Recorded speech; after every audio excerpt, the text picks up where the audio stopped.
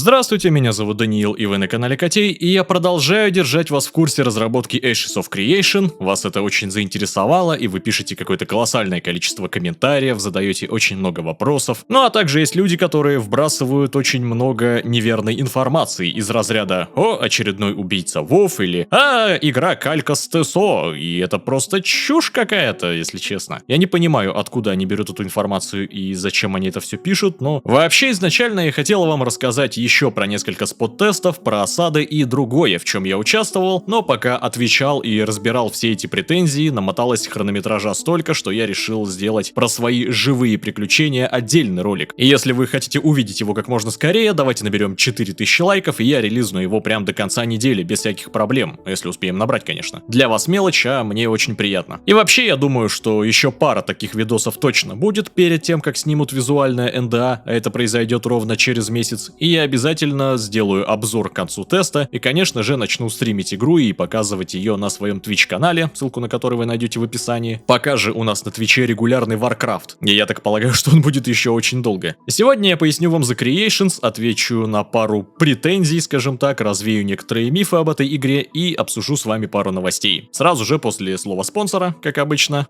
Как известно, там, где собираются двое, сразу возникает экономика. Поэтому, едва появились первые онлайн-игры, народ тут же принялся строить виртуальный капитализм. Сначала все торговали на доверии, вскоре это царство лохов, то есть молодой рынок, наводнили мошенники всех мастей, тут же превратив его во что-то среднее между Диким Западом и Вестеросом. Все норовили наебать всех, прежде чем наебут их. В результате мораль в комьюнити падала, а подозрительность напротив росла. Так появились гаранты. Они предлагали проследить за тем, чтобы и продавец, и покупатель в результате получили обещанное, и никто никого не обманул. Ну, одних гарантов навык мошенничества был прокачан настолько, что позволял наебать обоих участников сделки сразу. У других же комиссия была такая дикая, что это почти напоминало наебалово. Да и мир не стоял на месте. Новые игры выходили постоянно, и в каждой была своя валюта, ключи от кейсов, питомцы и прочие золотые автоматы. Ну и, конечно же, свои 120 уровней, которые нужно было вдрочить. На поиск нужного предмета или услуги теперь требовалось времени больше, чем, собственно, на игру. Приходилось сидеть в тематических форумах, ловить предложения и при этом еще следить, чтобы тебя не кинули. Затем появились магазины, торговать стало безопаснее, но их ассортимент вызывал смех, заказы обрабатывались через жопу, зато наценка была конская.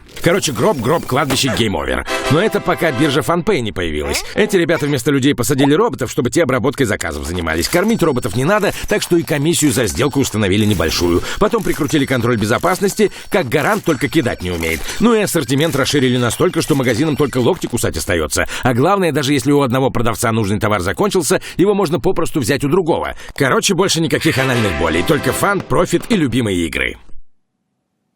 Во-первых, новости. Их ровно две. Во-первых, проект покинул главный геймдизайнер Джеффри Барт. Он работал над Creation 5 лет, половина идей, заложенных в игру, по сути, принадлежат ему. Про него я рассказывал в разборе игры. И некоторые люди запаниковали, мол, значит, бежит с корабля, с игрой все плохо. Нет, это ложь и дезинформация. Ему просто предложили еще более жирное место гейм-директора в космической VR-игре. ММО это или нет, пока что неизвестно. Короче, он с начальника цеха прыгнул на директора завода в другой области. Ясное дело, это более лютая зарплата, это еще более амбициозный проект, чем Creation, я так полагаю. Это VR-индустрия. И вместо того, чтобы паниковать, тут надо радоваться, что такой талантливый мужик будет работать в такой крутой сфере. И вполне вероятно, мы получим какой-нибудь крутой VR-космосим. Может быть, даже в онлайне, так как Джеффри все-таки по онлайн-играм в основном. А что касаемо работы над Ashes of Creation, то главная идея уже заложена, и работа Джеффри вполне себе завершена. Накреативил он, достаточно. Теперь это все надо полировать, а с этим вполне себе справится и другой геймдизайнер. Второе, показали осады в Creation. На последней трансляции Стивен Шариф показал тестовую версию осад. Мы это все видели на стриме, даже парофлили в паре моментов, особенно когда Стивена начала избивать толпа игроков. Но суть в том, что в игре есть осадные машины, баллисты, замки. Осталось это все дело ясно сбалансировать, и в принципе уже можно веселиться. Тестеры выразили свои мысли, предложения по улучшению осад и их балансировки, так что надеюсь, в ближайшее время тест осады пройдет для большего числа игроков и тестеров, и мне будет что вам интересного по этому поводу рассказать. Это вот такие две интересные новости, но цель этого ролика слегка другая. Я хочу разобрать несколько самых частых претензий к Creation, так как у многих людей складывается очень неправильное представление этой игры. Я никого ни в чем не обвиняю, люди не видели игру, не щупали ее и не до конца осознают, что это за проект. Это нормально, для того-то я тут, чтобы пояснять вам. И сразу просьба, пока вы не видите этой игры, вы не щупали пробовали ее, вы можете нафантазировать себе все что угодно, как будто это какая-то идеальная игра и просто MMORPG мечты. И сразу хочу сказать, что это не так. Например, на данный момент она очень сырая. В ней тонны багов, которые могут сломать вашего персонажа. В ней работают далеко не все квесты, даже те, которые есть, их сейчас достаточно мало. Серверная часть все еще эпизодически кошмарится, борьба с резиной почти завершена, но не до конца. Если резину по горизонтали они победили полностью, то теперь они специально провоцируют резину по вертикали, то есть откидывание назад, когда вы прыгаете. И сейчас фиксят именно это. То есть они хотят, чтобы перемещение персонажа и его положение в пространстве работало, ну, идеально. И если бы вы увидели игру сейчас, особенно после разбора, то, возможно, ваши фантазии бы просто рухнули, и вы такие: это вообще что? Криво, багано, да игры же еще нет толком. Поэтому я хочу, чтобы когда я рассказывал вам про игру, вы постоянно представляли себе лаги, T-баги скелета, графические баги, когда модели неправильно накладываются друг на друга, мыльные лица персонажей, скачки FPS от 100 до 30, подфризы эпизодические, пустоватый мир, где еще толком ни квестов, ни хрена особо, баги с мобами, в общем, абсолютно любую ММО на первых альфа-стадиях, потому что все ММО во время разработки представляют из себя на альфе месиво из багов, лагов, дисконнектов, пустого мира и всякого прочего, и из примитивности механик в первую очередь. И я просто не хочу, чтобы вы нафантазировали идеальную игру, потому что на альфе 1 дико разочаруетесь, хотя я уже несколько раз говорил, что первая альфа это только серверная часть, и по большей части мы говорим о всех механиках креейшена в лютом базисе и перспективах, а перспективы игры вполне себе прямые и очевидные, учитывая, как эта игра собирается на тестах по кирпичику, и каждый тест что-то новенькое на обкатку, чтобы подготовить полноценный альфа-билд, который можно показывать людям. Так что еще раз напоминаю, что игра невероятно сырая, и сейчас тестируется ее фундамент, и я хочу, чтобы вы это осознавали. Я вбиваю вам эту всю подноготную геймдева очень уже долго, но приходит на канал много новых людей, в том числе очень поверхностно знакомых со всей этой кухней, и могут нафантазировать себе лишнего. И не дай боже, кто-то из вас захочет покупать предзаказ на Альфу 1 или даже на Альфу 2. Не смейте этого делать. Забудьте об этом. Раньше, чем на бета-версии, о покупке игры даже думать нет никакого смысла, потому что пока игра движется в правильном направлении, и я поддерживаю ее за это. Но это не значит, что она не может уступиться на полпути. Так что помните, никаких предзаказов.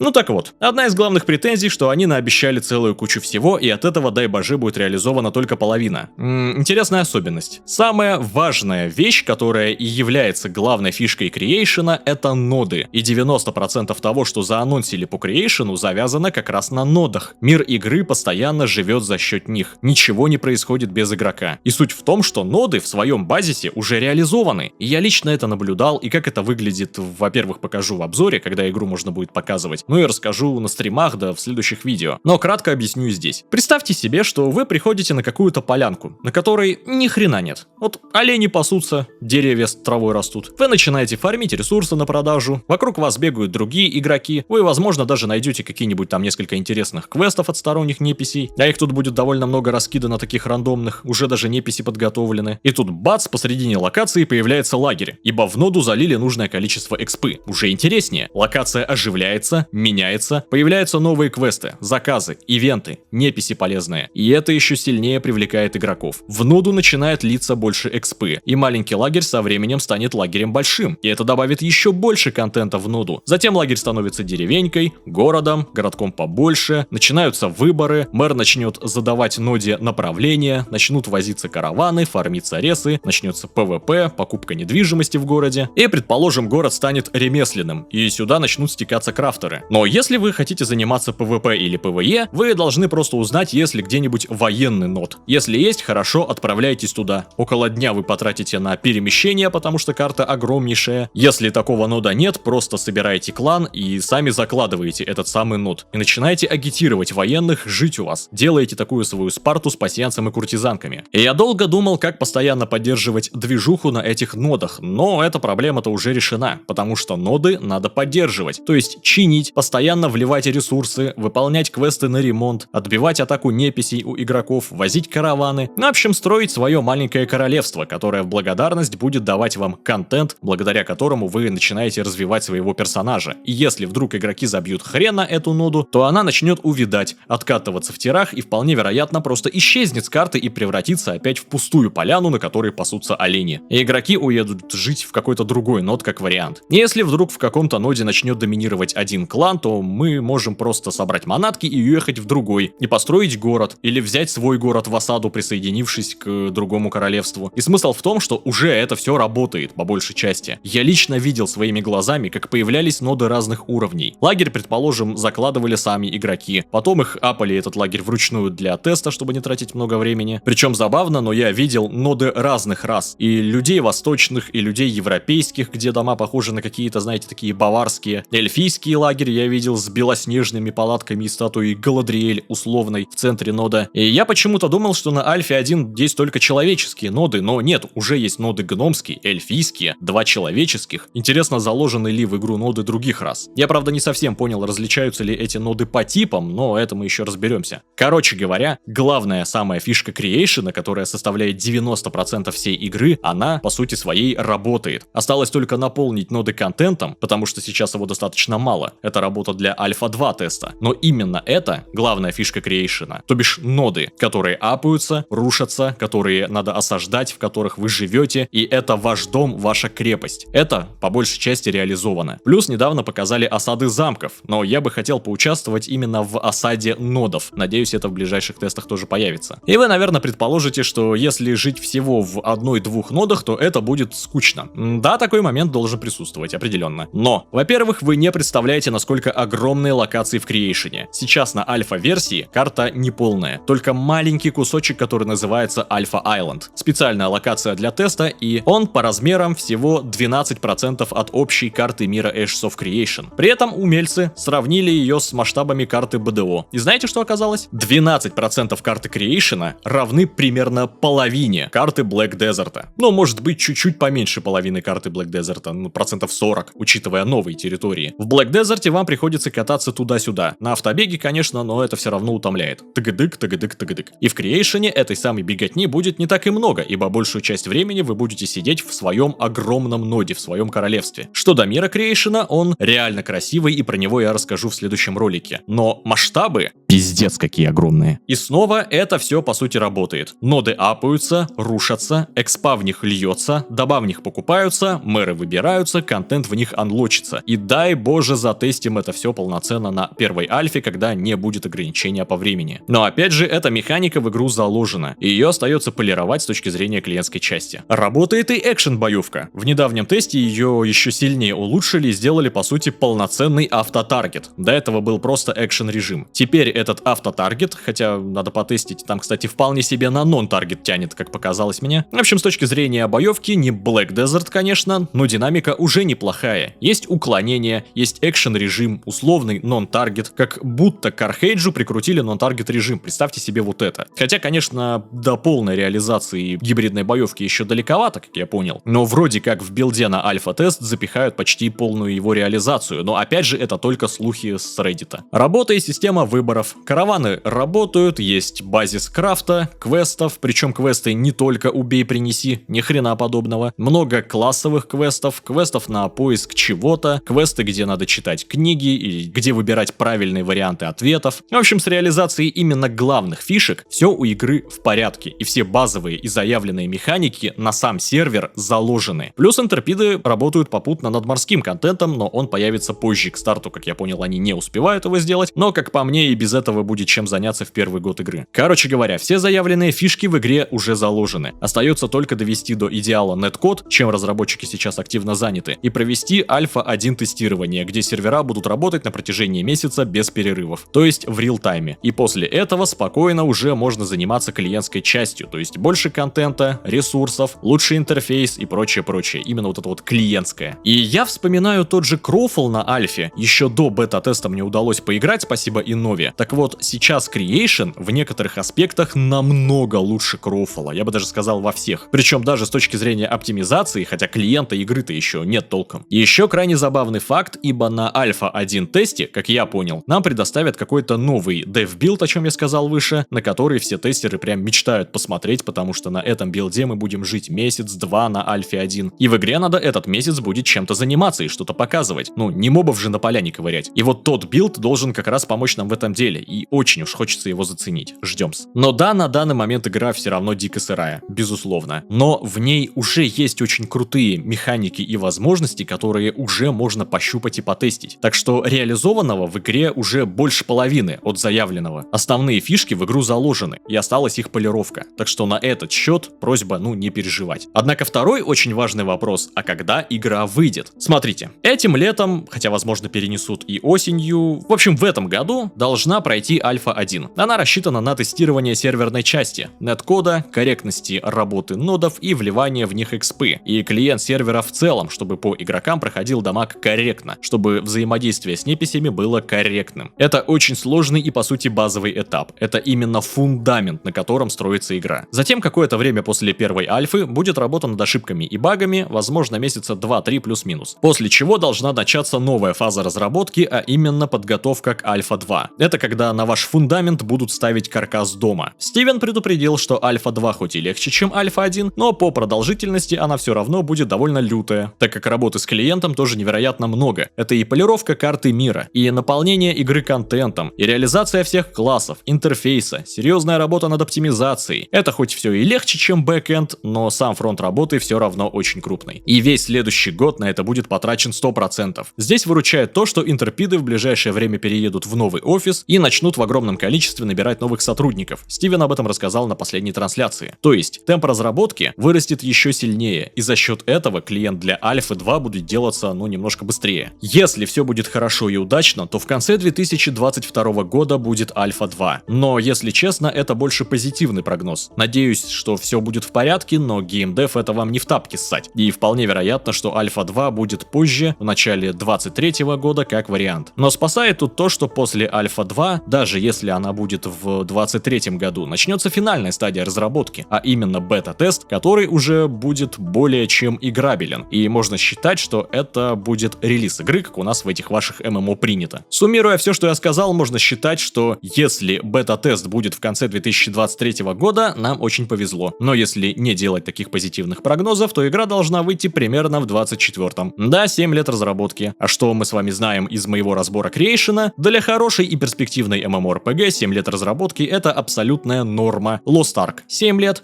Arcade 7 лет, Elder Scrolls Online 7 лет. И кто-то скажет, мол, игра к тому моменту уже устареет. Во-первых, MMORPG живут за счет своей концепции. Как может устареть игра, которая предоставляет, практически уникальный концепт и геймплей? Почти, потому что система нодов, чем-то похожая на Creation, уже была реализована в другой игре, по которой я готовлю Requiem. Однако аналогов Creation с этой точки зрения нет и не будет. New World даже до половины возможностей Creation не дотягивает. Это раз. Во-вторых, вы судите чаще всего по графике. Но это не имеет смысла на альфе. Графика и анимации — это клиентская часть, то есть это Альфа 2. И Ashes of Creation рассчитана на массовость, на осады, на огромные города. Лютый графон уровня Unreal 5 там не нужен. Сейчас Creation на Альфе 1 по уровню графона выглядит как Black Desert без режима ремастера. С чуть хуже реализованной травой, но с охуевшей просто дальностью прорисовки. Я надеюсь, что ее сильно не понерфят и на релизе будет примерно так же. Но это просто офигенно, когда ты стоишь на берегу и на том конце огромного залива ты видишь малюсенькую полянку, на которой стоит World Boss. Ты переплываешь этот залив, а там поляна с этим боссом рассчитана человек на 20 по размеру. Но ты видел ее с другого берега. И дальность просто огромная. И с этого же берега ты видел все крепости за морем, какие-то еще интересные объекты, до которых тебе прям хочется сбегать и посмотреть, что это. Какой это кайф, когда у тебя не прорисовывается перед глазами каждые 10 метров всякая шняга. Это очень круто. А графон допилить не особо сложно. Это делается уже на последних этапах. И если к тому моменту средний уровень железа у игроков позволит, а я напоминаю, что сейчас очень жесткий кризис с железом, можно легко прикрутить и физику травы, и сделать более достойные тени, да хоть рейтрейсинг присобачить. Было бы желание и необходимость, что самое главное, потому что графодрочеры не люди и в ММО решает визуал. Сейчас на Альфе 1 Creation выглядит лучше, чем New World по графике. Это довольно сильное заявление, можете потом сами проверить. Лучше Архейджа, лучше Блесса и лучше онлайновых свитков, кстати говоря. Чуть, наверное, хуже Black Desert, но к релизу это может измениться. По крайней мере, сравняться с ним он должен. Оптимизон, кстати говоря, нормальный, кто спрашивал. Лучше, чем на Альфе Кроуфола, да даже лучше, чем на Бете Кроуфола. Поэтому называть Ashes of Creation устаревший, в то время, когда большая часть людей сидит спокойно в играх, которым уже 7-10 лет и более, а единственная современная MMORPG, которая хоть чего-то достигла по показателям, это Black Desert 15 года, назвать Creation устаревшим никак нельзя. Тем более, что по своим механикам это единственная MMO, ММО за последние лет 10, которое действительно тянет название MMORPG будущего, потому что такого живого мира и таких механик именно для жизни в этом мире, но я еще нигде не видел. Ладно, видел в одной игре, но там все очень плохо с технической точки зрения. Следующий момент — это когда люди сравнивают эту игру с другими. Например, убийцей WoW называют. Стивен сам лично несколько раз говорил, что Creation не является никаким убийцей WoW, это вообще другая игра. И вообще он не собирается убивать никакие игры. Он просто хочет, чтобы на рынке появилась новая MMORPG. Все. Чтобы в жанре был хоть какой-то движ. Во-первых, Стивен линягер, с головы до пяток. И главными вдохновителями его игр были Lineage 2, в которой он был клан-лидером многие года, и ранние версии Архейджа, до версии 3.0, 3.5 примерно. Плюс кроме этого он делает огромный упор на социалку между игроками. И если сравнивать игру по своим механикам и идее, то ее надо сравнивать не с WoW, PvE ориентированной около кибердисциплиной, не с SO симулятором квестов, у них нет ничего общего. Не даже с Архейджем, хотя общие элементы есть и весьма много, что, кстати, хорошо, потому что я обожаю ранний Архейдж. Сравнивать Ashes of Creation нужно даже не с линейкой, несмотря на систему ПК и осад. В некотором роде Ashes of Creation за счет системы нодов уникальный проект, так как он довольно грамотно комбинирует в себе все составляющие других ММО, и он не идет в сравнение ни с одной при этом. Он гораздо свободнее Архейджа, ибо они нашли способ балансировать экономику и затраты ресурсов без очков работы. В теории, правда. Но именно за счет вливания в ноды регулярного должен уйти переизбыток ресурсов на рынке. И в Архейдже нельзя строить города. Ashes of Creation даже свободнее Black Desert. И простите за пафос и, наверное, слишком лютое сравнение, но Creation — это первая игра, которая приблизилась к тому, что мы видели в Lit RPG. Такая ультима нового времени. И когда какой-нибудь клоун будет рассказывать, что вот в игре ничего нового, осады говно, графон говно, боевка говно, контента нет, ануды не работают, шлите таких людей глубоко в задницу, минусуйте их и просто отвечайте им смайликом клоуна, потому что это ложь и вброс. Creation — это далеко игра не для всех. И ее концепция во многом утопична, это правда. И к балансировке этого контента, а также вообще вопроса контента и его количества, все это под большим вопросом. И да, Creation еще очень сырой, и скрывать это бессмысленно. И делать его будут еще долго. 23-24 год, когда игра будет похожа на игру, которую действительно можно продавать. Но я сам лично убедился, что эта игра — это действительно новое слово жанра. Социальная игра с живым миром, чем-то отдаленно напоминающая Lit RPG. Настоящая. При лютой тенденции превращения ММО в полусессионки, такой игры на рынке очень не хватает. И поверьте, при огромном количестве субъективных и условных минусов, но уже на альфе эта игра дала мне самое главное — ощущение того, что я действительно могу влиять на этот мир. Потому что ММО, где без игрока мир просто не сдвинется с места, такое, наверное, было только в Ультиме в далеких 90-х годах. И снова меня обвинят в фанбойстве, и снова меня обвинят, что ясное дело, за 45к я буду облизывать эту игру, но я вам так скажу. Вообще не факт, что я буду мейнить эту игру в будущем, то есть сделаю ее своей работой. Я уже, честно говоря, давно хочу уйти из большой ММО-журналистики и стать локальным стримером по какой-то одной игре. Завести себе отдельный канал, пилить гайды и видосы, да сугубо на Твиче торчать со стримами там одной игры буквально. И мой фаворит проект пока что — это ММО от Riot, будущее, а не Creation. Но отрицать плюсы и перспективы Ashes of Creation бессмысленно. И дело не в 45 тысячах, уж поверьте. За такие бабки я как раз таки начну вытаскивать контент из жопы Стивена и все претензии ему засовывать туда же. И если он допустит ошибку в своем главном концепте и запорит идею живого мира к Альфе 2 или к бета-тесту, этой игре пиздец. Я ее с говном смешаю, когда она релизнится. Я буду готов простить все, если они будут придерживаться главного концепта. Свернут не туда, им капздец. Но пока они движутся в правильном направлении и дают мне этот Lit RPG Experience, да, я буду хвалить разрабов, предлагать свои идеи на форуме, делать замечания и участвовать во всех тестах, а также освещать эту игру по мере сил и времени. Ну и, конечно, ждать ее. И опять же, если мне нужно подождать такую игру до 23-го или даже 24-го года, я подожду. Мне есть во что поиграть и чем заняться. Нас вообще к 24-му году ждет очень много новых проектов, к которым надо готовиться морально и физически. Вообще, моя задача — это просто держать вас в курсе и высказывать свое мнение по играм. Мое мнение исключительно субъективно, автор нуб и играть не умеет. И его мнение не является истиной в последней инстанции. Это всего лишь мнение нуба и казуала. Помните об этом. Но если вам все же было интересно и ролик был полезным, не забывайте поддерживать меня лайком, оставлять пару комментов в поддержку и репостить ролик в социальных сетях. А также переходить по ссылкам в описании, особенно на Twitch.